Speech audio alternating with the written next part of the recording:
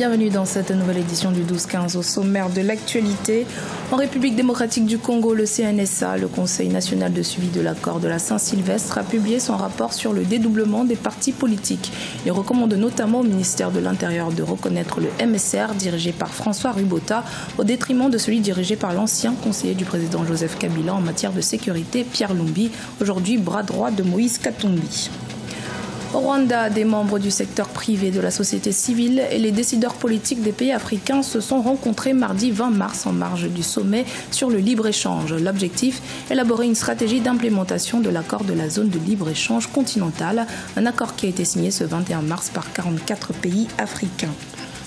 Et puis les jeunes créateurs de mode du Lesotho veulent moderniser le Basotho, cette couverture finement brodée qui reflète l'identité culturelle du pays. Officiellement, les couvertures Basotho sont produites par une seule entreprise autorisée par la famille royale.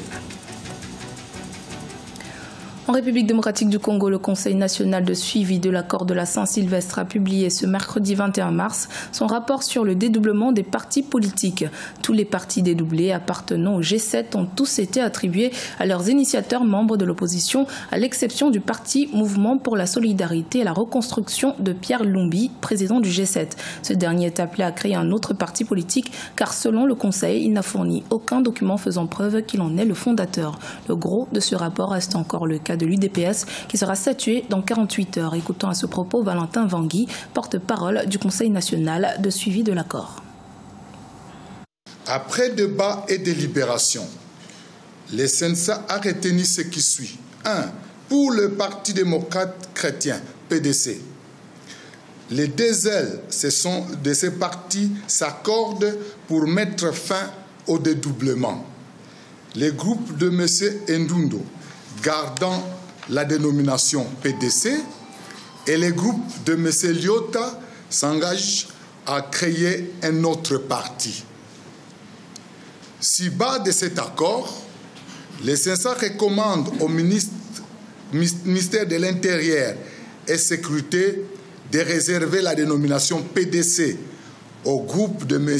Ndundo et de faciliter l'enregistrement du parti qui sera créé par les groupes de M. Lyota pour le mouvement social pour le renouveau, MSR. Le CNSA recommande au ministère de l'Intérieur et Sécurité de ne considérer comme parti politique que le MSR couvert par l'arrêté ministériel du 23 janvier 2016. Quant à M. Pierre Lumbi, le CNSA lui recommande de créer son propre parti et demande au ministère de l'Intérieur de lui en faciliter l'enregistrement. Le président camerounais Paul Biya est arrivé en Chine ce jeudi 22 mars. Une visite de 2 jours qui donnera l'occasion au chef d'État camerounais de consolider les relations des deux pays. Le président Paul Biya rencontre en effet pour la première fois son homologue chinois Xi Jinping. Plusieurs contrats de partenariat sont attendus, comme cela a été le cas lors des dernières visites diplomatiques entre la Chine et le Cameroun. En marge du sommet qui a abouti à la signature de l'accord sur la zone de libre-échange continentale par 44 pays africains ce mercredi 21 mars à Kigali, s'est tenu le 20 mars un forum qui a réuni des membres du secteur privé, de la société civile et les décideurs politiques des pays africains. L'objectif étant de définir le rôle du secteur privé dans l'implémentation de l'accord de la zone de libre-échange continentale. Les précisions dans ce reportage en correspondant Fratenda Kiaisenga.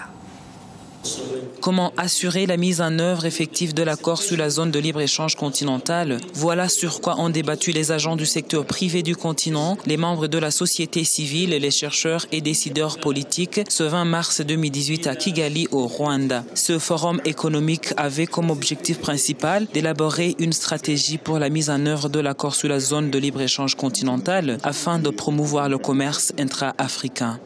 The stakes are enormous for Africa, but also les enjeux sont énormes pour l'Afrique, mais aussi pour l'ensemble de l'économie mondiale à laquelle l'Afrique apportera toujours une part plus grande dans les décennies à venir. La création d'un marché africain implique nécessairement un changement dans notre façon de penser et d'agir. La pleine participation du secteur privé est plus nécessaire que jamais. Le but du forum d'aujourd'hui est de discuter comment tirer le meilleur parti des nouvelles opportunités que nous créons pour nous-mêmes. Il y a un aspect extrêmement important qui a été souligné par le président Paul Kagame, c'est l'aspect campagne de de sensibilisation. Parce que l'intégration ne doit pas se faire seulement par le haut. Il faut qu'elle se fasse par le bas. Il faut que les peuples africains s'approprient ce projet d'intégration africaine, ce processus d'intégration. Donc il y a une campagne de sensibilisation qu'il va falloir mener dans tous les pays membres de l'Union africaine. Selon le rapport de la Banque mondiale, le commerce intra-africain représentait 11% du commerce total de l'Afrique entre 2007 et 2011, tandis que les chiffres pour l'Asie et l'Europe étaient respectivement de 50% et 70%. Même si les membres du secteur privé africain sont confiants par rapport à ce nouvel accord, beaucoup devra être fait pour leur permettre de contribuer convenablement à l'intégration africaine. We cannot sustain employment creation. On ne peut pas assurer la création d'emplois sur le continent en tant que membre du secteur privé africain sans outils nécessaires pour accomplir cette mission. Il faut que vous puissiez mettre en place les moyens pour nous afin d'agrandir le marché africain pour que, par exemple, on puisse faire circuler les biens et les personnes facilement sur le continent et ce très rapidement parce qu'il est encore très difficile de bouger en Afrique. Selon ces promoteurs, l'accord de la libre-échange continental est un véhicule pour accroître le commerce intra-africain, éradiquer la pauvreté et approfondir l'intégration continentale. Il est également en accord avec les aspirations et la vision de l'agenda 2063 de l'Union africaine. Chaque année, l'UNESCO désigne une ville pour en faire la capitale mondiale du livre. En 2017, c'est Conakry, la capitale de la Guinée, qui a eu cet honneur. Une fierté pour le directeur de la maison d'édition L'Harmattan Guinée, Sansi Kaba Diakité, également commissaire général de Conakry, capitale mondiale du livre, que nous recevons aujourd'hui. Bienvenue, Monsieur Diakité, et merci d'avoir accepté notre invitation. Merci, oui. Alors, l'an dernier, la Guinée a été mise à l'honneur en tant que capitale mondiale du livre. Quel bilan peut-on faire de cet événement? Et est-ce que, selon vous, cela a contribué à la promotion de l'écriture et de la littérature guinéenne? Tout à fait. C'était l'objectif, faire la promotion du livre et de la lecture pendant une année en Guinée. Nous avons démarré l'année le 23 avril 2017 et l'année se poursuit jusqu'au 22 avril 2018. Donc, après 11 mois d'activité, je pense que le bilan est positif. Nous avons une politique nationale de la culture. De cette politique nationale de la culture, nous avons fait une politique nationale du livre, et de cette politique nationale du livre, il y a une loi. Et maintenant, dans Conakry, nous avons une bibliothèque nationale, la bibliothèque du professeur Guibri Tapsignan qui a été complètement reconstruite, et des points de lecture dans les quartiers de Conakry. Même des privés ont installé des bibliothèques dans les cours communes à Conakry. Je pense que c'était une fierté. Les élèves, les étudiants, les citoyens ont participé massivement à cette manifestation. C'était le but, reconstruire l'industrie du livre en Guinée. C'était ça notre vision, notre vocation, et ça, c'est fait maintenant. Vous venez de participer au Salon du Livre qui a lieu du 16 au 19 mars à Paris. Quelles sont les nouveautés de cette année au niveau de la littérature guinéenne? Nous étions tous là, les éditeurs, les professionnels du livre africain, dans le pavillon des Lettres Afrique, parce que c'est l'unité qu'il faut maintenant prôner au sein du continent. Et vu que notre président était le président de l'Union africaine, on a su réunir les professionnels du livre africain pour faire ce pavillon, pour présenter les nouveautés sur le continent. Nous, en Guinée, on est venu avec plusieurs nouveautés, mais ça, je tenais très bien à présenter la ville de Kankan, la ville de l'hospitalité. C'est un peu le résultat aussi de Conakry, capitale mondiale du livre, parce que Kankan était à l'honneur, comme le Sénégal était le pays invité d'honneur aussi. Donc après Conakry, les journées à Conakry, nous avons été à Kankan et les images vraiment de ce séjour à Kankan sont retracées dans ce beau livre, photos et images. Il est disponible où, le livre? Il est disponible un peu partout, distribué au niveau des FNAC, des libraires sur le continent, et ce serait disponible aussi aux éditions L'Harmattan, aux éditions Gravo. Et je profite pour remercier tous les éditeurs qui nous ont accompagnés, les éditions continentales, Cartala, Présence africaine, toutes les maisons d'édition qui ont participé massivement vraiment à cette manifestation. Parlant de l'édition Harmattan Guinée, que vous dirigez, comment se porte cette maison d'édition aujourd'hui? Écoutez, on est à près de 400 titres aujourd'hui. Ça continue, la vision de l'Harmattan, et moi je suis très très heureux d'accompagner mon pays, de participer au développement à travers l'édition. Justement, j'allais dire, je suppose que vous comptez faire de la Guinée un acteur non négligeable dans le secteur du livre. Notre vision, c'est de faire de Conakry la capitale africaine du livre.